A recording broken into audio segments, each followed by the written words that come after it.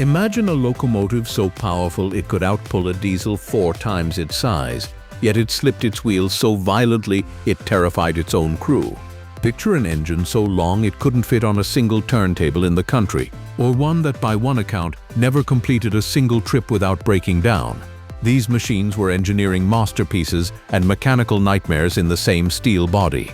Here are 10 brilliant locomotives that were almost impossible to keep running. Number 10. Pennsylvania Railroad T1 Duplex.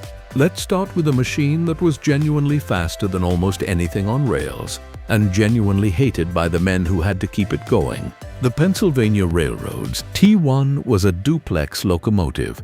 Instead of one set of cylinders driving 8 coupled wheels like a normal 484, the T1 split the job in two separate pairs of cylinders, each driving its own pair of driving wheels, all mounted on one rigid frame.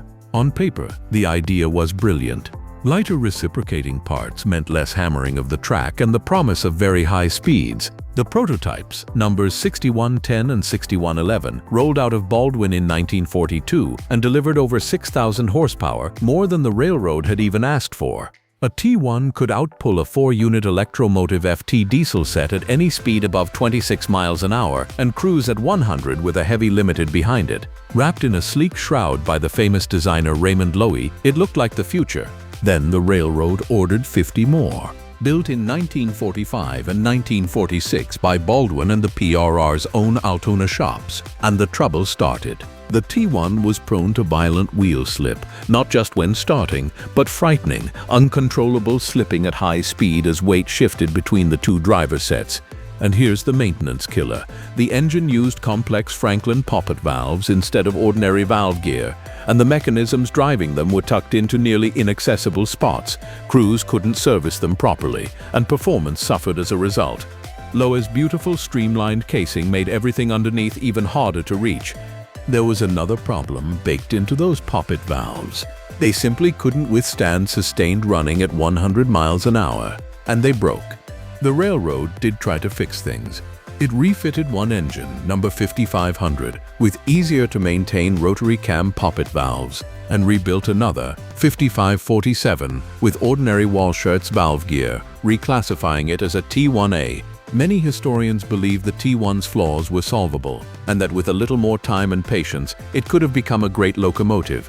But the Pennsylvania Railroad was out of patience. In 1948, it committed to diesels for all its express trains, and the question of whether the T1 could be saved was left forever unanswered. A perfectly tuned T1 in expert hands was a thoroughbred. A poorly maintained one was an unforgiving, slipping, smoke-belching beast, and in the twilight of steam, that was more often the reality. All 52 were scrapped between 1953 and 1956. Not one survived, though today a group of enthusiasts is actually building a brand new one from scratch, number 5550, to prove what this machine could really do. Number 9. LNER Class W1. The Hush-Hush. Our next locomotive was so secret, it was nicknamed for its own silence. In the late 1920s, Sir Nigel Gresley, the man who would later build the record-breaking Mallard, became fascinated by the high-pressure boilers used in ships. Marine engineers were running steam at pressures far beyond anything on the railways, and Gresley wondered, could that efficiency work on a locomotive? He approached the Glasgow shipbuilders Yarrow and Company, and together they designed a marine-style water tube boiler pressed to a colossal 450 pounds per square inch, roughly double a conventional express engine of the day. The result, completed at Darlington in 1929, was number 10,000. A huge 464, the only tender locomotive of that wheel arrangement ever to run in Britain.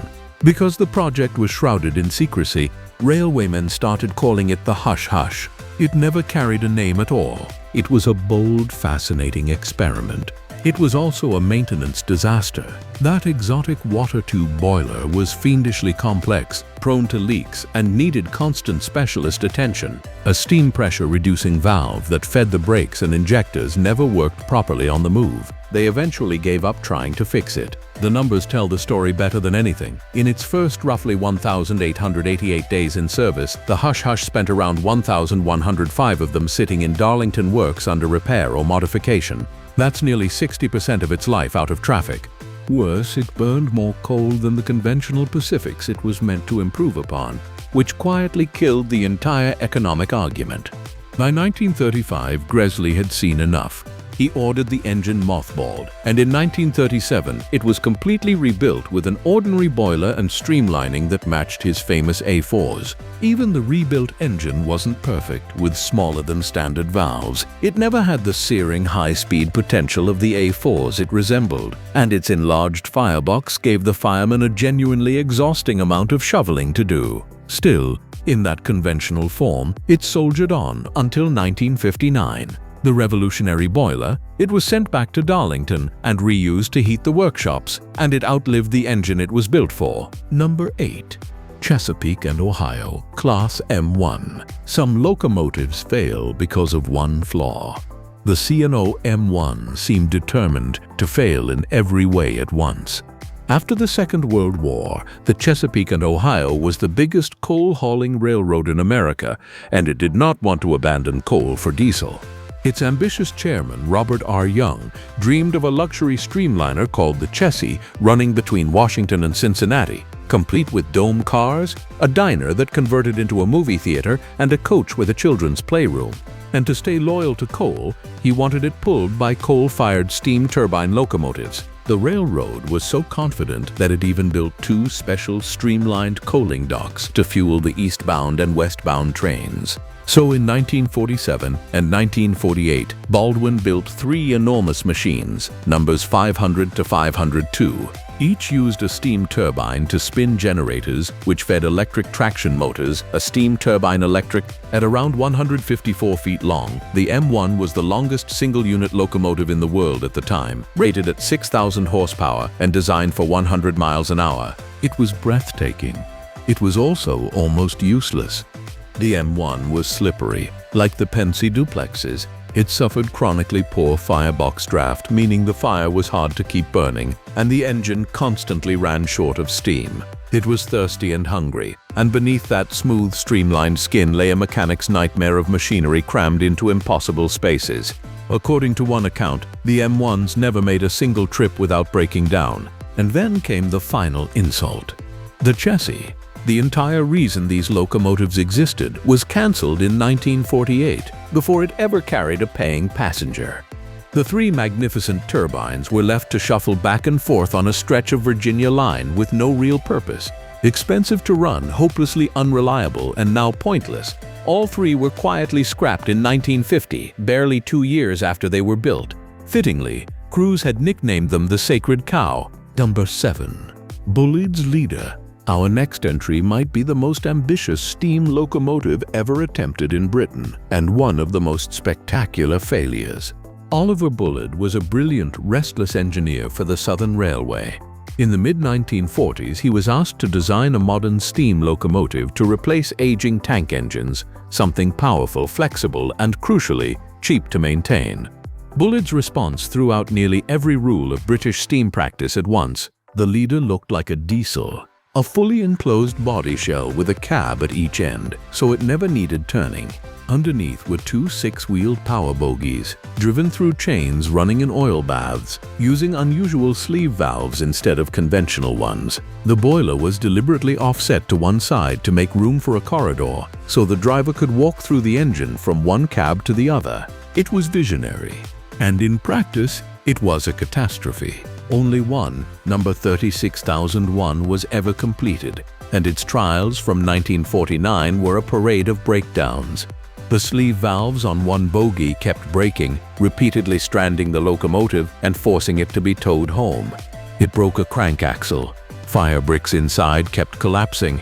Even filling it with water was awkward because the filler was higher than most station water cranes could reach. But the cruelest flaw was human.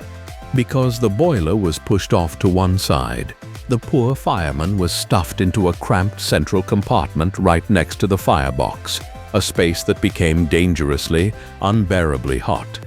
Crews were so reluctant to work from one cab that photos often show its doors and windows flung open just to survive. British Railways, which had taken over the Southern, looked at the mounting costs and cancelled the whole project in 1950. Number 36001, and its half-finished sisters were scrapped. Bulleid himself had already left for Ireland. The Leader remains one of the most instructive failures in steam history. Proof that brilliant ideas and buildable machines are not always the same thing. Number 6. Baldwin Centipede. Not every maintenance nightmare was a wild experiment. Sometimes an engine was doomed simply by how it was built. In the mid-1940s, Baldwin Locomotive Works, the legendary old steam builder, made its first serious attempt at a big mainline diesel. The result was the DR128-1500/2, and one look told you where the nickname came from. With its long, almost unbroken row of axles marching along beneath the body, everyone just called it the Centipede. It was a genuine monster, a 2D plus D2 wheel arrangement, two diesel engines producing 1,500 horsepower each for 3,000 total, riding on massive articulated cast steel frames. The original idea was to pair two of them back-to-back for a 6,000 horsepower package that could rush passenger trains over rough, war-worn track. 56 were built between 1945 and 1948 for the Pennsylvania Railroad, the Seaboard Airline, and the National Railways of Mexico. Here's where it fell apart. Baldwin built these diesels the way it built steam locomotives, essentially one at a time, by hand. The consequence was that no two centipedes were quite alike. The placement of wiring and equipment varied from unit to unit, so even routine maintenance became a guessing game for the shop crews. On top of that, the internal wiring was run through metal conduits copied straight from steam practice, which proved troublesome and hard to service. The problem started early. The two original demonstrators had actually been ordered by the Union Pacific as numbers 998 and 999, but they were never accepted and eventually scrapped. The units shipped to Mexico reportedly turned up with parts missing. Meanwhile, the world had already moved on. Electromotive was mass-producing standardized, reliable diesels, and the Centipede was practically obsolete the day it was delivered. Reliability was a constant problem. The Pennsylvania eventually gave up on using them for fast trains, derated them, and shoved them into helper service, the railroad equivalent of being sent to the back. By the early 1960s, most were gone. Not a single Centipede was preserved. A striking, powerful, genuinely innovative machine, undone not by a bad idea, but by being built like a relic in the age of the assembly line. Number 5. LMS Turbo Motive, back to Britain now, for a locomotive so smooth it made no exhaust beat at all, just an eerie whine as it flew past. In 1935, William Stanier of the London, Midland and Scottish Railway did something extraordinary. Taking the chassis intended to be the third of his powerful Princess Royal Pacifics, he replaced the pistons and cylinders entirely with a steam turbine. Inspired by Swedish turbine locomotives he'd studied, Stanier built number 6202, soon known simply as the Turbo Motive.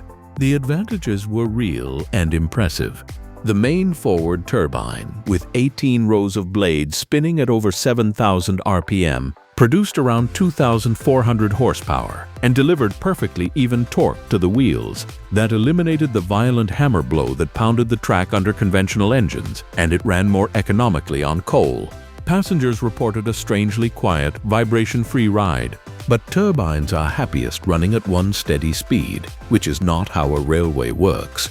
And the design had one glaring quirk. Driving forward used the big turbine, but reversing used a tiny separate one, with just 4 rows of blades, powerful enough only to shuffle the light engine around. That meant the turbomotive always had to be physically turned to face forward before it could pull a train.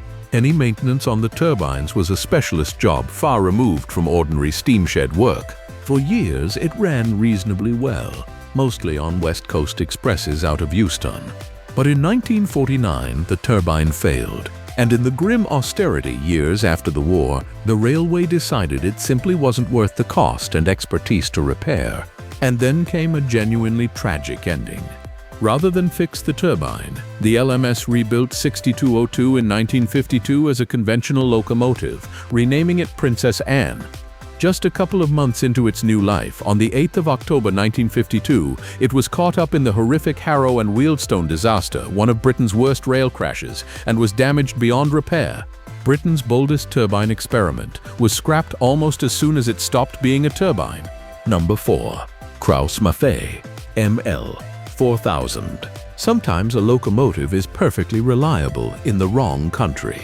By the late 1950s, two big American railroads, the Southern Pacific and the Denver and Rio Grande Western, had a problem. Their diesel's electric traction motors kept burning out under the relentless strain of mountain freight. So they went looking for an alternative, and they found it in West Germany. Krauss-Maffei was the world leader in diesel hydraulic locomotives, which dispensed with electric motors entirely and sent power to the wheels through a fluid transmission. In 1961, 3 of these ML-4000 machines were shipped across the Atlantic and unloaded at the port of Houston for each railroad. Under the hood sat 2 high-revving Maybach 516 engines feeding Voith hydraulic transmissions, producing around 3,500 to 4,000 horsepower. On paper, they promised full tractive effort from a standstill, no wheel slip burnout, and easier maintenance. The reality was harsher. The German engines had been designed around German operating conditions, where a locomotive spends only about 10% of its time at full throttle. But American railroads, dragging 10,000-ton trains over mountain passes, ran them flat out for far longer, a duty cycle these engines were never built for. Combined with the hot western climate, that meant trouble. And in the Southern Pacific's long tunnels and snow sheds in the Sierra Nevada, the units struggled to breathe, their air intakes choking on their own hot exhaust, the very problem that later pushed Electromotive to invent its famous tunnel motors. These were complex, unfamiliar machines, and they demanded a high level of specialist maintenance. The Southern Pacific had to set up a dedicated servicing track just for them at its Roseville shops. The Rio Grande gave up almost immediately, offloading its trio to the SP within about a year. By 1968, they were all retired. Curiously, the engineers concluded the hydraulic transmission itself had actually been reliable. It was everything around it that couldn't cope. One lone survivor, SP number 90010, still exists today, preserved and running in California, the last mainline diesel hydraulic in North America. Number 3. Norfolk and Western, Jawn Henry. The Norfolk and Western was the last great stronghold of steam in America. Built on coal in coal country, it refused to dieselize while everyone else did, and its final stand was a giant named after a folk hero. The TE1, number 2300, was nicknamed Jawn Henry, after Jawn Henry, the legendary steel-driving man who raced a steam drill, beat it, and dropped dead at the finish. It was a fitting name for a machine locked in a losing battle against the diesel. Delivered by Baldwin Leader Hamilton in May 1954, it was a coal-fired steam turbine electric, a Babcock and Wilcox water tube boiler pressed to a fearsome 600 pounds per square inch, driving a turbine that spun generators feeding electric traction motors on every single axle. It produced 4,500 horsepower and rode on a C+C wheel arrangement. It was also the longest steam locomotive ever built. Engine and tender together stretched to over 161 feet, so long that it couldn't fit on any of the Norfolk and Western's turntables.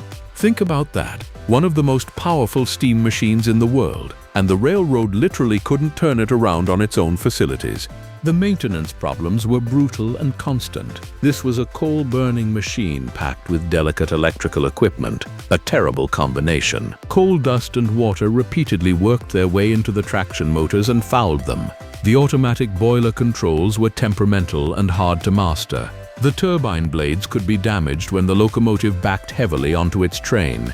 And while it was reasonably efficient hauling hard at speed, dawdling along below 40 miles an hour sent its fuel consumption through the roof. Even the master steam builders of the N&W's Roanoke shops, men who built some of the finest steam locomotives ever made, couldn't tame it. And it cost far more than either a conventional steam engine or a diesel. Baldwin insisted the price would tumble if the locomotive were mass-produced, but no other railroad ever placed an order, so those economies of scale never arrived, leaving Jawn Henry a one-of-a-kind orphan with no family and no future. After roughly 3.5 years of frustration, Jawn Henry was stricken from the roster in January 1958 and scrapped. It was the last steam turbine locomotive built in America, a magnificent, doomed answer to a question the diesel had already settled. Number 2. Pennsylvania Railroad S1, the Big Engine. we return to the Pennsylvania Railroad for a locomotive whose greatest flaw was, simply, that it was too magnificent to fit anywhere. They called it the Big Engine, and the name was no exaggeration. Completed at the PRR's Altoona shops in late 1938, the S1, number 6100, was the largest and heaviest rigid-frame reciprocating steam locomotive ever built. It was another duplex, but where the later T1 used a 4444 layout, the S1 wore a unique 6446 wheel arrangement, the only locomotive on Earth ever built that way. Clad in a gleaming Art Deco shell by Raymond Loewy, it was designed to haul a 1,000-ton passenger train at 100 miles an hour. The public first saw it as the star attraction at the 1939 New York World's Fair, where it sat on rollers, its drivers spinning at speed, lettered not for the Pennsylvania but American railroads. It was pure engineering theater, a vision of the streamlined future. It cost around $669,000 to build, an enormous sum for the time. But brilliance ran headlong into geometry. At over 140 feet long, the S1's rigid wheelbase was so vast it simply could not get around the curves on most of the Pennsylvania's system. Engineers fitted special devices to let some of the axles shift sideways, but it wasn't nearly enough. The mightiest passenger locomotive ever built was effectively trapped, restricted to one relatively straight, curve-free stretch of railroad between Chicago and Crestline, Ohio. Everywhere else, it just didn't fit. And like its T1 cousins, it was a slippery machine, prone to spinning its drivers. A locomotive that can't hold the rail and can't fit the railroad is a hard thing to justify, no matter how spectacular it looks. The railroad quickly realized the future lay with the smaller, more practical T1 and turned its attention there while the S1 was still being built. Number 6100 was retired in 1946 after less than a decade and scrapped a few years later. Only one was ever made, and honestly, one was already one too many. Number 1. Union Pacific GTEL, the Big Blow.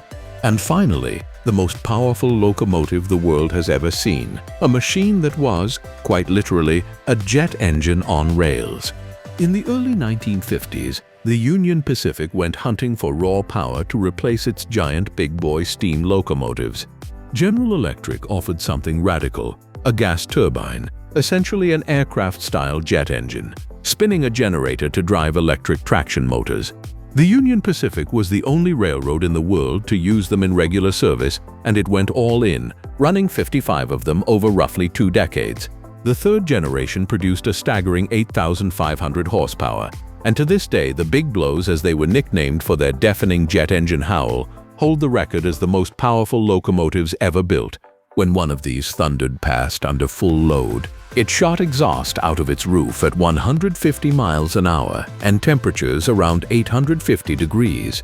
They were so loud they were banned from operating into Los Angeles, but that power came at a savage cost. The turbines were fed with Bunker C, a thick, cheap, tar-like residual fuel oil so viscous that when cold, it had the consistency of molasses. It had to be heated to 200 degrees before it would even flow into the engine. And it was gloriously thirsty, burning roughly twice the fuel of a diesel of equal power, gulping fuel even while idling, which is why each turbine towed a 24,000-gallon fuel tender. The turbine couldn't even start itself on that sludge. A small auxiliary diesel engine had to spin it up first, and the turbine would light off on ordinary diesel fuel before automatically switching over to the Bunker C once it was running. The maintenance was the real killer. That cheap, dirty fuel was loaded with corrosive ash that eroded the delicate turbine blades and caked everything in soot. The Union Pacific fought the problem constantly, redesigning the air intakes on later units to reduce the wear and even experimenting with cleaner fuels, at one point trying compressed propane hauled in its own dedicated tank car. Keeping a jet engine alive on garbage fuel required a whole separate maintenance facility and specialist crews trained to service turbines, nothing like a normal diesel shop.